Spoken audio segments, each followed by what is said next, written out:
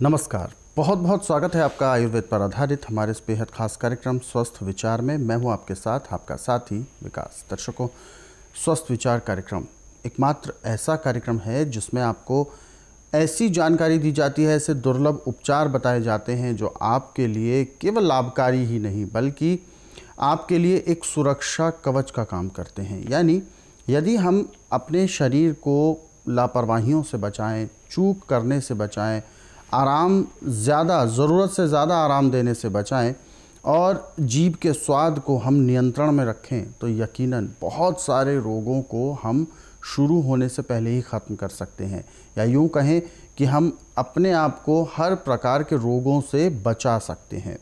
और जब रोग कभी हमें अनजाने में हो भी जाते हैं तो उन रोगों को शुरुआती दौर में ही कैसे ख़त्म किया जा सकता है, इस कार्यक्रम के माध्यम से आपको सारी जानकारी प्राप्त होती है। क्योंकि इस कार्यक्रम में दुर्लभ ही नहीं बल्कि ऐसे अचूक नुस्खे आप सब तक हम पहुंचाते हैं जो आप यदि सुनते हैं, समझते हैं, उसको ध्यानपूर्वक याद रखने की कोशिश करते हैं तो यकीनन केवल अपना ही नहीं बल्कि अपने परिवार का भी आप ख्याल रख पाते हैं। और इन सभी विषयों में हमारा मार्गदर्शन करते हैं जाने माने आयुर्वेद के ज्ञाता गायत्री सिद्ध पंडित श्री लक्ष्मण दास रतन भारद्वाज जी। चलिए सबसे पहले गुरु जी का स्वागत करेंगे, कार्यक्रम की शुरुआत करते हैं। गुरु जी बहुत बहुत स्वागत है, नमस्कार। दर्शकों, स्वस्थ विचार कार्यक्रम में आपको बहुत सी जानकारी मिलती है, बहुत से उपचारों के बारे में बताया जाता है। घर बैठे रोग को आप कैसे दूर कर सकते हैं वो बातें आप तक पता चलती हैं। और क्योंकि आयुर्वेद एक प्राचीन ग्रंथ है जिसमें हर प्रकार के रोगों से मुक्ति प्राप्त करने का मार्ग प्रशस्त किया गया है, और ख़ास तौर पर आयुर्वेद एक ऐसी चिकित्सा पद्धति है जो कि पूर्णतः वैज्ञानिकता पर आधारित है। यानी हर एक चीज़ जिनको हम अक्सर भोजन के तौर पर या अपने रोज़मर्रा के ज़िंदगी में हम इस्तेमाल ज़रूर करते हैं, लेकिन सदुपयोग उसका कैसे किया जाए, कैसे उससे हम अपने रोगों को दूर कर सकते हैं, रोग मुक्त रख सकते हैं अपने आप को, वो सारी जानकारी आपको दी जाती है। और इसीलिए हम आप सभी से अनुरोध भी करते हैं कि जब भी आप इस कार्यक्रम को देखने बैठे तो कॉपी और पेन लेकर ज़रूर बैठा करें। और यदि आप इस कार्यक्रम से अभी जुड़ना चाहते हैं तो बिल्कुल भी देर ना करें, फ़ोन उठाएं, हमें कॉल करें या आप हमें व्हाट्सएप के ज़रिए संदेश भेज सकते हैं। चलिए आगे बढ़ते हैं कार्यक्रम में और अगले विषय पर हम बात करते हैं। गुरु जी, आज के अंक में हम बात करने जा रहे हैं श्वास रोग। सांसों की जो समस्या है, सांस लेने में तकलीफ़ होती है या सांस जल्दी जल्दी होती है, बहुत सारी ऐसी सांसों की समस्या आ जाती है। तो सबसे पहले मैं जानना चाहूँगा, जो सांस एक सामान्य चलनी चाहिए यदि वो असंतुलित होकर चलती है तो इसके पीछे क्या एक कारण है, या ये किसी रोग की निशानी है, या ये स्वयं में रोग है? क्या है आखिर सांस रोग? देखिए, जब सांस की नाली के अंदर बलगम रुक जाता है जी, तो सांस लेने में और छोड़ने में बहुत तकलीफ होती है।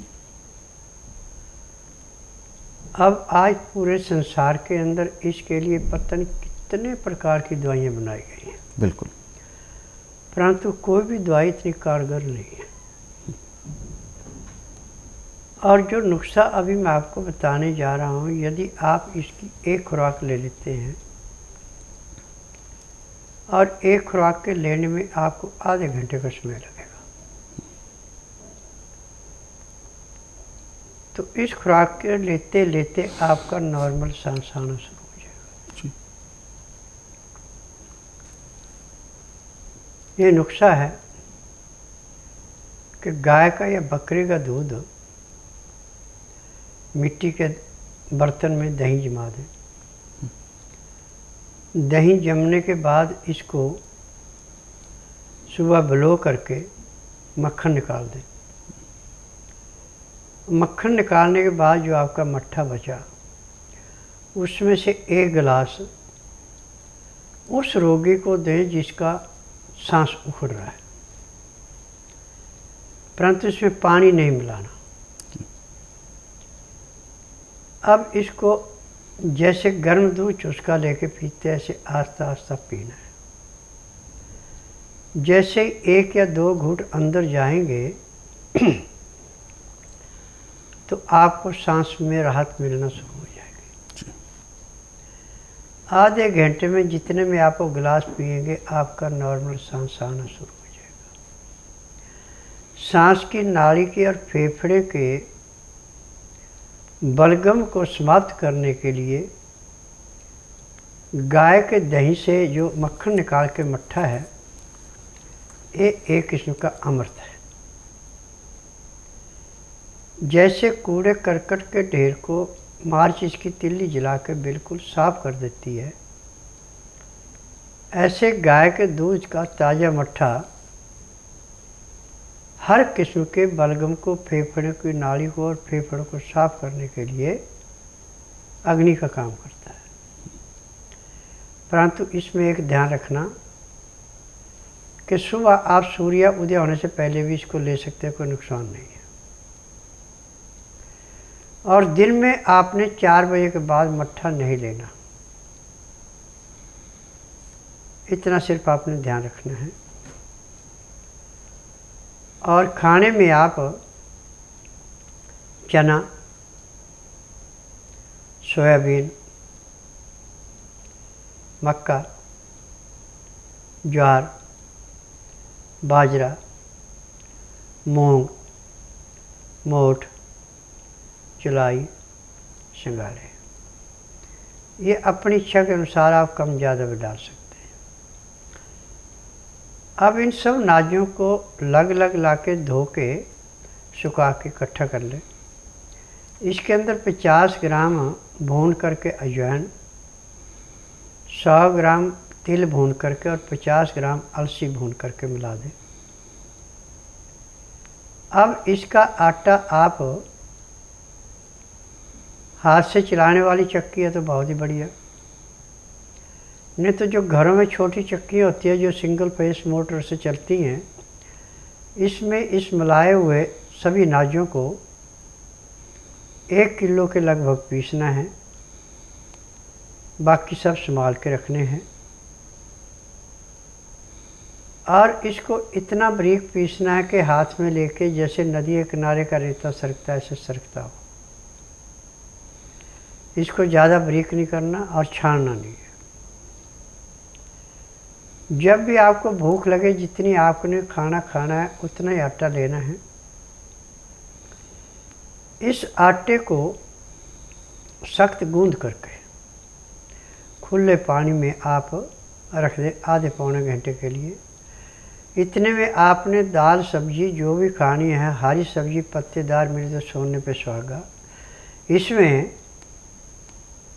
राई के पत्तों का साग, पालक का साग, चुलाई का साग, बथुए का साग, ये आपको सोने पे सुहागे का काम करेगा। परंतु इसमें काला नमक, काली मिर्च, जीरा, अजवाइन तो भून करके पीस के मिला देने, साग को छौंक नहीं लगाना। जब आपकी सब्जी तैयार होगी तो उस आटे को पानी में से निकाल के दोबारा गूंदे, मुलायम हो गया। अब आपने इसकी रोटी बनानी है। इस रोटी में आप हल्का सा अदरक कद्दूकस करके, लहसुन कद्दूकस करके, प्याज कद्दूकस करके आटे मिला सकते हैं। इसकी रोटी बना के आप उस साग के साथ खाते हैं तो यदि आपका सांस का रोग है या टीबी है तो इसको भी ये रोटी ऐसे समाप्त करेगी जैसे कूड़े करकट के ढेर को माचिस की तिल्ली जला के समाप्त करती है। परंतु इसका रोटी का खाने का टाइम है दिन में 10 बजे से पहले पहले और सूर्य उदय होने के 1 घंटे के बाद। और खाना खाते समय यदि आपके पास मट्ठा है तो सोने पे सुहागा, तो आप मट्ठा बीच में लेते रहें। मट्ठा नहीं है तो आप गर्म पानी में लहसुन, प्याज, अदरक का रस मिला के 2-4 गिराई खाना खाए, फिर 2 घूंट गर्म पानी जिसमें लहसुन प्याज अदरक मिला रखा है उसको पीते जाएं। खाना खाने में, पानी पीने में आप 1 घंटे का समय लगा दें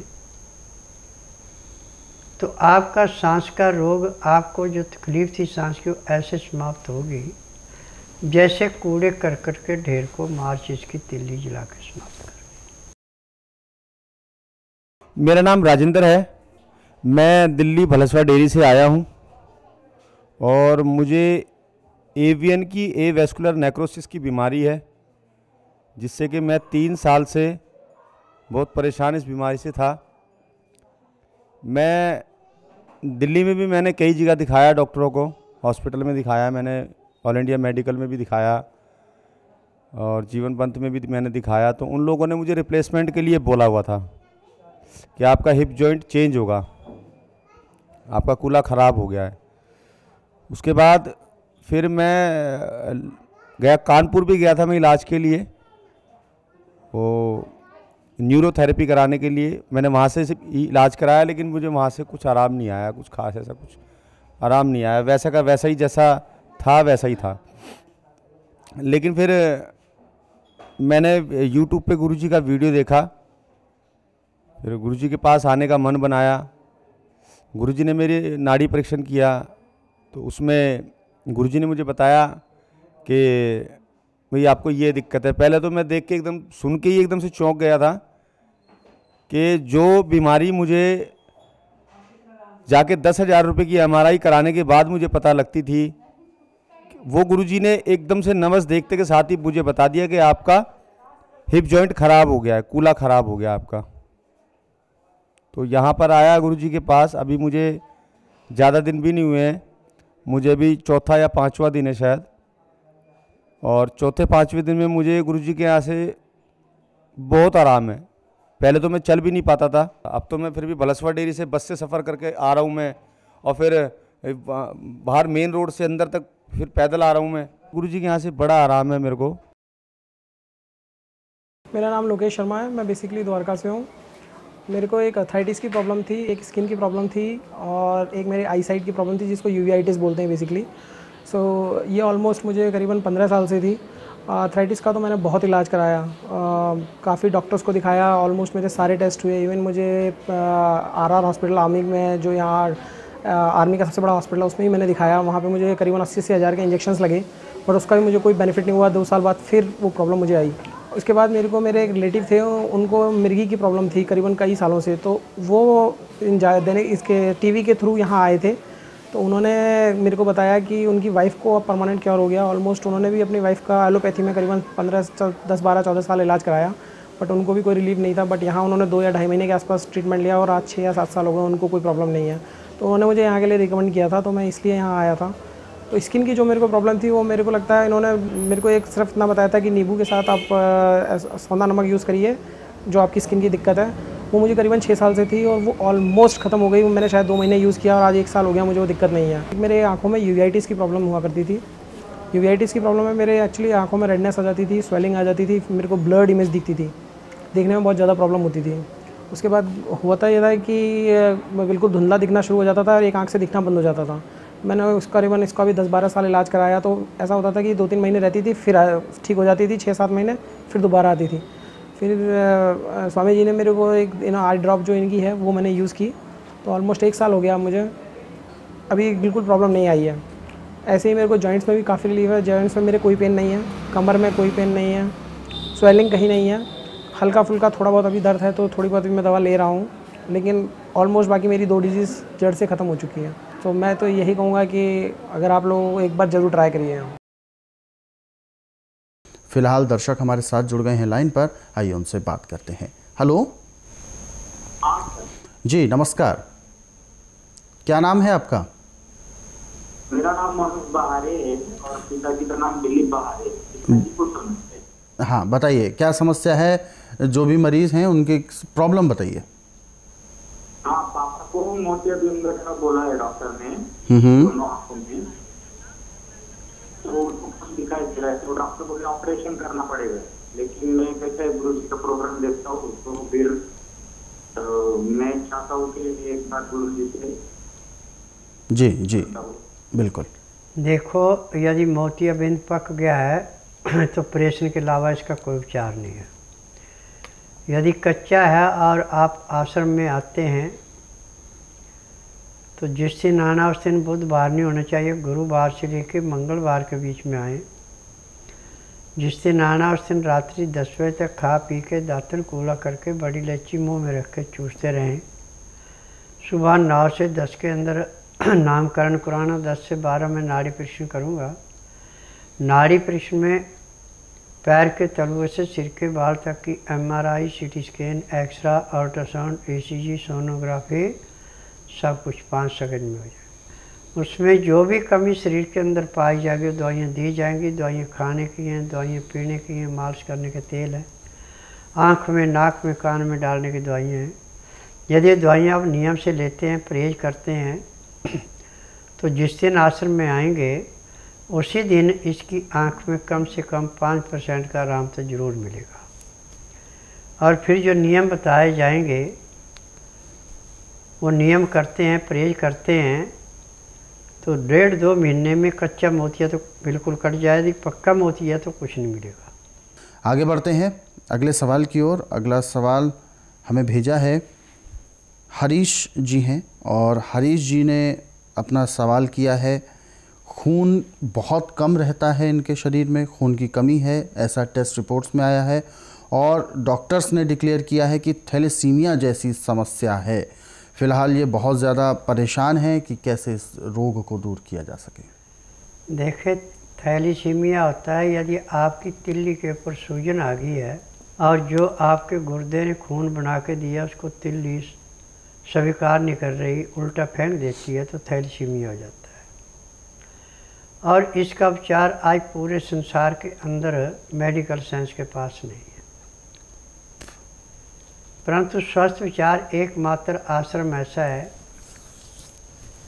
कि इसमें कोई भी रोग लाइलाज नहीं है, सबका इलाज है। आप बुधवार छोड़कर गुरुवार से लेकर मंगलवार के बीच में मेरे आश्रम में आते हैं। जिस दिन आना उस दिन रात्रि 10 बजे तक खा पी के दातन कूला करके बड़ी इलायची मुँह में रख के चूसते हैं। सुबह 9 से 10 के अंदर अपना नामकरण कराते, 10 से 12 में नाड़ी परीक्षण करूँगा। नाड़ी परीक्षण में पैर के तलुए से सिर के बाल तक की MRI, CT scan, X-ray, ultrasound, ECG, sonography सब कुछ 5 सेकंड में हो जाएगी। उसमें जो भी कमी शरीर के अंदर पाई जाएगी दवाइयाँ दी जाएंगी। दवाइयाँ खाने की हैं, दवाइयाँ पीने की हैं, मालिश करने के तेल है, आँख में, नाक में, कान में डालने की दवाइयाँ हैं। यदि दवाइयाँ आप नियम से लेते हैं, परहेज करते हैं तो जिस दिन आश्रम में आएंगे उसी दिन आपको कम से कम 5 से 10% आराम जरूर मिलेगा।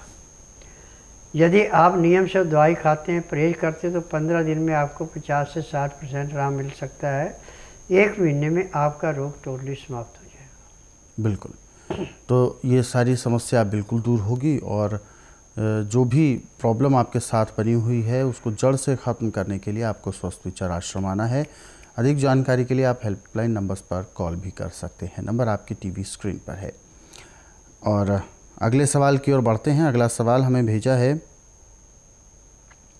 मेहर चंद जी हैं और ये बात कर रहे हैं जयपुर से और इन्होंने अपना सवाल पूछा है बच्चे के लिए। दिमागी बुखार जैसी दिमागी बुखार हुआ था बच्चे को पिछले 2 साल पहले और तब से लेकर अब तक बच्चे के अंदर इतनी ज़्यादा सुस्ती है। हालांकि वो रोग जो था, वो बुखार जो था वो तो ठीक हो गया है, लेकिन तब से अब तक बच्चे के अंदर इतनी सुस्ती है, अपने आप को हमेशा वो कमज़ोर मानता है और ना तो ठीक से चलता है ना दौड़ पाता है, बिल्कुल सुस्त पड़ा रहता है। देखिए, जितनी भी मेडिकल साइंस की दवाइयाँ रोग को दबाने की होती है, किसी रोग के काटने की नहीं होती है। जब तक अंदर से रोग पूरा नहीं करता है आदमी के अंदर नया खून बढ़ना बहुत कम हो जाता है। जब तक खून के अंदर ताकत नहीं होगी शरीर कहाँ से चलेगा। यदि बच्चे को पूर्ण रूप से स्वस्थ करना चाहते हैं तो आप बुधवार छोड़कर गुरुवार से लेकर मंगलवार के बीच में इसको मेरे आश्रम में लाइए। जिस दिन आश्रम में लाना उस दिन रात्रि 10 बजे तक खिला पिला के दातन कूला करा के इसको सुला दें। सुबह 9 से 10 के अंदर इसका नामकरण कराना। 10 से 12 में नाड़ी परीक्षण करूँगा। नाड़ी परीक्षण में पैर के तलवे से सिर के बाल तक की MRI, CT scan, X-ray, ultrasound, ECG, sonography सब कुछ 5 सेकंड में हो जाएगा। उसमें जो भी कमी शरीर के अंदर पाई जाएगी दवाइयाँ दी जाएंगी। दवाइयाँ खाने की हैं, दवाइयाँ पीने की हैं, मालिश करने के तेल हैं, आँख में, नाक में, कान में डालने की दवाइयाँ हैं। जब इन दवाइयों को आप लेंगे, मालिश करेंगे, दवाई खिलाएँगे तो जिस दिन आश्रम में आएंगे उसी दिन इसके चेहरे पे कम से कम 10 से 15% का आराम जरूर मिलेगा। 15 दिन में 50 से 60% आराम मिलेगा। 1 महीने में बच्चा पूर्ण रूप से स्वस्थ होगा, दौड़ेगा भी, खेलेगा भी, हंसेगा भी और पूर्ण रूप से स्वस्थ भी हो जाएगा। अगले सवाल की ओर बढ़ते हैं। अगला सवाल हमें भेजा है, इससे पहले कि हम व्हाट्सअप मैसेज लें, एक दर्शक और जुड़ गए हैं हमारे साथ, आइए उनसे भी बात करते हैं। हेलो जी, नमस्कार, क्या नाम है आपका? जी, मेरा नाम ऋचा है और मैं कोटा राजस्थान से बोल रही हूँ। जी रिचा जी, अपना सवाल पूछें, गुरुजी सुन रहे हैं आपको, बताइए। हाँ जी, मेरी 3 साल की बेटी है जी। और वो अभी तक बोलना नहीं सीखी है। तो हमने डॉक्टर के पास में जब उसको दिखाया तो जी जी देखो बेटा, बच्चे का बोलना जो है ये 11-12 महीने से शुरू हो जाता है और 3 साल में तो बच्चा बिल्कुल साफ बोलना शुरू करता है। अब जो बच्चा नहीं बोलता है या सुनता नहीं है ठीक, या उसका दिमाग ठीक नहीं काम करता, ये सारा कसूर होता है माँ का जब पेट में बच्चा होता है। जब बच्चा पेट में होता है और माँ ठंडी चीज़ों का सेवन करते है, उसके दिमाग में एक इसका नज़ला जम जाता है जिससे उसकी मेमोरी कम होती है, बोलने में परेशानी आती है। यदि आप इसको बुधवार छोड़कर गुरुवार से लेकर मंगलवार के बीच में मेरे आश्रम में लाती हैं और जिस दिन लाना उस दिन रात्रि 10 बजे तक खिला पिला के दातन कूला करा के सुला दें। सुबह 9 से 10 के अंदर बच्चे का नामकरण कराना। 10 से 12 में नाड़ी परीक्षण करूँगा। नाड़ी परीक्षण में पैर के तलवे से सिर के बाल तक की जो भी बीमारी बच्चे के अंदर मिलेगी दवाइयाँ दी जाएंगी। दवाइयाँ खाने की हैं, दवाइयाँ पीने की हैं, मालिश करने के तेल हैं। इन दवाइयों को आप नियम से देते हैं। और एक दवाई है 67 नंबर, इसके 2 चम्मच सुबह, 2 दोपहर, 2 शाम को देते हैं। ऊपर से गाय का या बकरी का दूध पिलाते हैं तो 15 दिन में कम से कम 15 से 20% इसकी जुबान खुल जाएगी और 2-2.5 महीने में पूर्ण रूप से स्वस्थ बोलना शुरू कर देगी।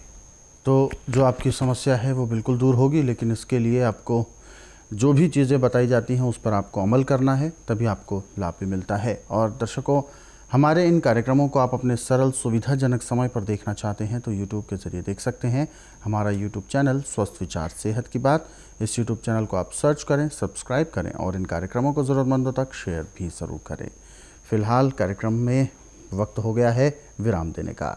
गुरुजी, आप हमारे स्टूडियो में आए, कीमती मार्गदर्शन दिया, आपका बहुत बहुत धन्यवाद। नमस्कार दर्शकों, आज के इस विशेष कार्यक्रम में बस इतना ही। आप सभी लोग स्वस्थ रहें, निरोगी रहें, इन्हीं शुभकामनाओं के साथ हम आपसे लेंगे इजाज़त। अगले अंक में आपसे फिर होगी मुलाकात एक नए विषय के साथ। तब तक के लिए मुझे दीजिए आज्ञा। नमस्कार।